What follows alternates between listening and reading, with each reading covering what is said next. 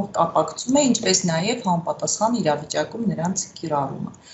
Նախագծային մեթոդը հանդիսանում է հետազոտական, պրոբլեմային, ստեղծագործական մեթոդների համադրություն։ Այստեղ դասախոսը ստանձնում է մշակողի, համակարգողի, փորձագետի, ինչպես նաև խորհրդատուի դեր։ Սա նշանակում է, որ նախագծային մեթոդի հիմքում ընկած է սովորողի ճանաչողական հմտությունների, սեփական գիտելիքներ ինքնուրույն ձևակերպելու, ինչպես նաև քննադատական և ստեղծագործական մտածողության ձևավորումն ու զարգացումը։ Ուսումնական նախագծերի հիմնական տարրերն են նախագծային ուսուցմամբ աշխատող դասախոսներին օգնելու նպատակով Բաք կրթության ինստիտուտը ուսումնական նախագծերին անհրաժեշտ հիմնական տարրերի սխեմա է առաջարկում։ Սխեմայից երևում է, որ կենտրոնում նպատակային գիտելիքն է և կարողությունները։ Նախագծային ուսուցմամբ ուսանողները առարկաները խորապես են հասկանում և կարողանում են իրենց գիտելիքները կիրառել իրական կյանքում։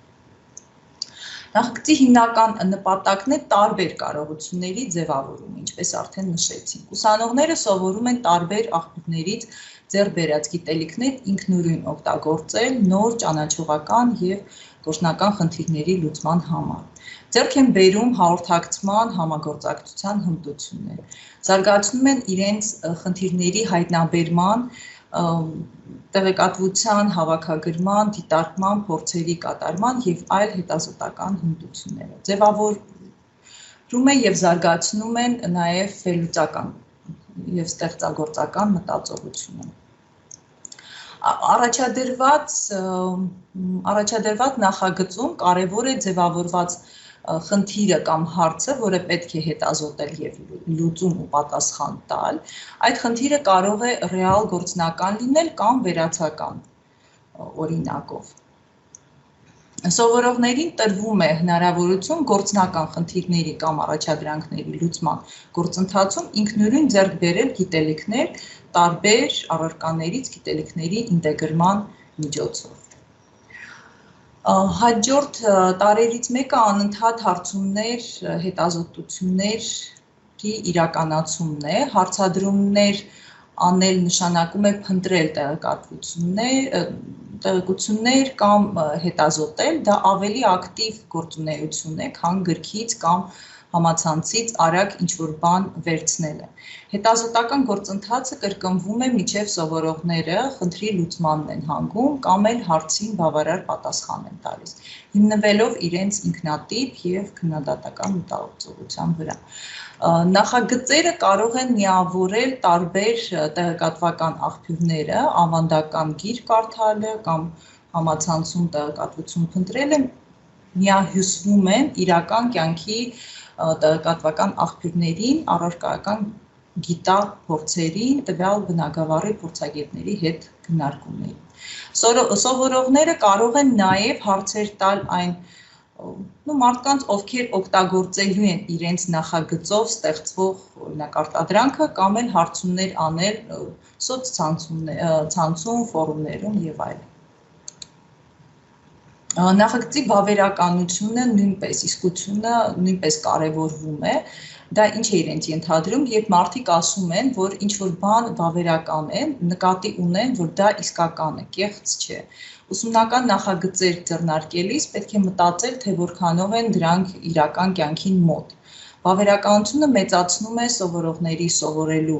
շարժառիթը, ձգտումները։ Ուսումնական նախագծերում նշվող խնդիրները պետք է նման լինեն այն խնդիրներին, որոնց հետ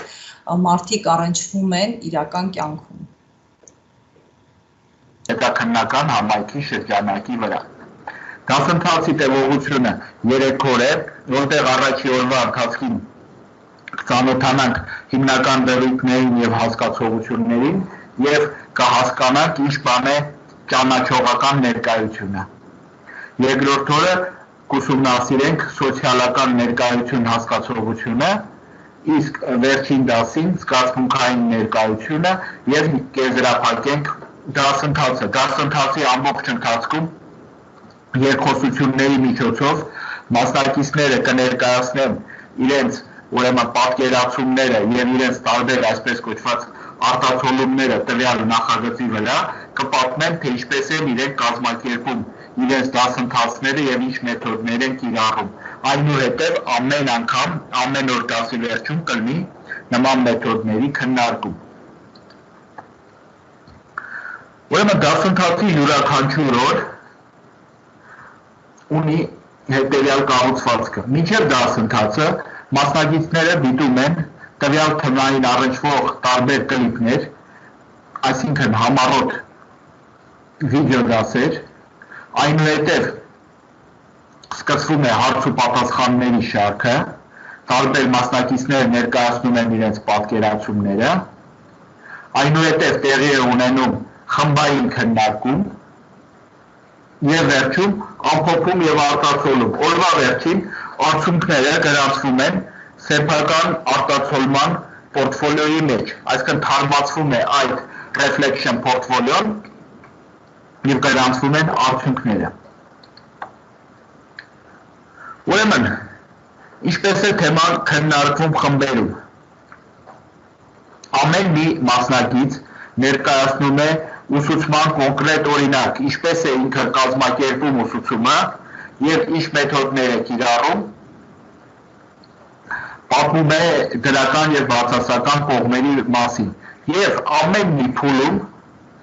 ուրեմն ուսումնասիրվում է տվյալ մոտեցման, ուրեմն ուսուցման ներկայության ուրեմն ձևավորումը, ճանաչողական ներկայությունը, սոցիալական ներկայությունը եւ զգացմունքային ներկայացումը։ Անհատական արտացոլման պորտֆոլիոն սովորաբար լրացում եւ թարմացվում է դասընթացների օրերի ընկած միջակայքում։ Դրա համար ամեն մասնակից թարմացնում է իր պորտֆոլիոն։ Իսկ հիմա պարզենք, թե ինչ է իրենից ներկայացնում Digital Competence հասկացությունը, որը թարգմանաբար նշանակում է թվային կարողություն։ Այն ինչ տեսնում եք ձեր էկրաններին, թվային կարողության մասն են կազմում։ Թվային կարողությունը միավորում է գիտելիքը, հմտությունները, տեղեկատվվածությունը եւ այլն, որոնց միջոցով դասավանդողը ճիշտ է օգտագործում տեղեկատվական տեխնոլոգիաների տված հնարավորությունները։ Որպես դասավանդողի գործիքամիջոց դիտարկենք TPACK մոդելը, որը հապավում է եւ բացվում է այսպես. Technological, pedagogical and content knowledge։ Այս մոդելը իր մեջ ներառում է տեխնոլոգիաների կիրառումը,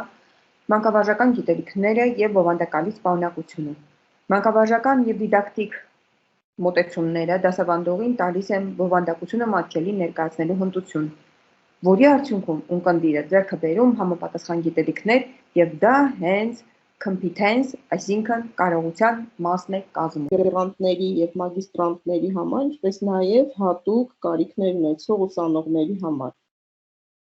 Տեսանյութերի միջոցով բարդ նյութի բացատրությունը դառնում է ավելի դյուրին։ Տեսանյութերը հիանալի գործիք են առերես դասի ընթացքում ուսուցանվող նյութի ամրապնդման համար։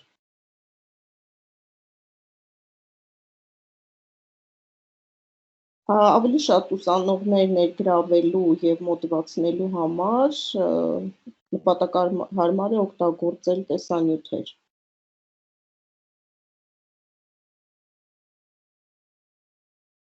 Տեսանյութերը օգնում են սահմանափակ հնարավորություն ունեցող ուսանողներին, դրանք հանդիսանում են թվային մանրադիտակ։ Տեսանյութերը կարող են արագացնել կամ դանդաղացնել իրադարձությունները։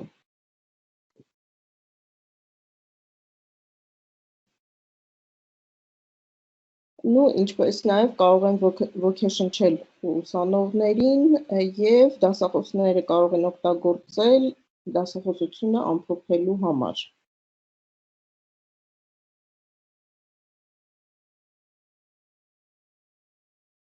Տեսանյութերը օգնում են բացատրել որոշակի իրադարձություններ իրական կյանքի օրինակներով։ Ցաները եւ վերջնարդյունքները, որն է կայանում դրանց տարբերությունը, ինչու է կայանում դրանց տարբերությունը եւ ինչ են դրանք իրենցից ներկայացնում։ Ուրեմն կոմպետենցիան դա որակ է, ունակություն, կարողություն, որը ձեռք է բերում ուսանողը եւ զարգացնում է իր ուսումնառության ընթացքում։ Վերջնարդյունքը դա ուսուցման արդյունքի գնահատումն է, որը բնութագրվում է գիտելիքի կամ ունակության շնորհիվ, որը ձեռք է բերում ուսանողը դասընթացի, ծրագրի, առաջադրանքի կամ դասի ավարտին եւ թույլ է տալիս ուսանողին հասկանալ ինչու է այդ գիտելիքը կամ ունակությունը կարեւոր իր համար։